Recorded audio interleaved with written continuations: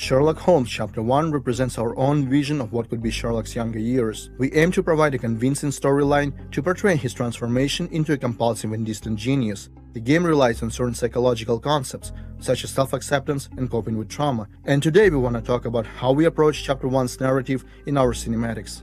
We never really had a Sherlock Holmes story that complex before.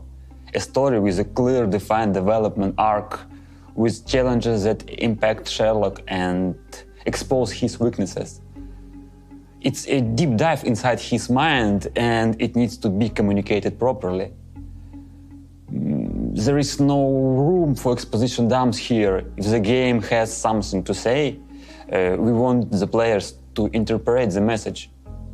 And, let's just hope that we did it right. Upon receiving pointers from the narration team, our cinematic artists put together a style guide for the game. This document covers techniques and approaches that follow certain rules, like camera angles, composition, and color palette.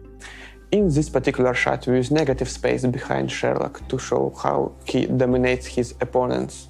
It's like they are cornered and have nowhere to retreat. It's a powerful technique in cinema. And then it works the other way around just as well. We can easily turn the whole scene upside down and put Sherlock in the corner. It's a great way to emphasize a shocking or emotionally traumatic situation. Here Sherlock and John are having an argument, and I added a branch to emphasize that moment. I put them inside a frame that would be both separate the characters and force them to stay inside its boundaries. This amplifies the fact they cannot escape these disagreements. Again, frame within frames are quite a popular technique in the movies, because it helps to build more complex compositions and add subtext to scenes. As you can probably guess by now, the Chapter 1 cinematics are heavily inspired by movies and photography. We use more or less the same tools here, like leading lines that help manipulate the player's gaze and other instruments. Lighting and camera angles can be a great way to present characters to the player. It's a nice visual hint at the nature of the person and their relationship with Sherlock. As Sherlock goes along his development arc, he will often find himself at the wrong side of emotional manipulation. Transition from arrogance to humility and back is a roller coaster, and there is plenty of room for a wider emotional diapason. If you look at all the Sherlock movies and TV series out there, you'll notice that they often have a different take on the character.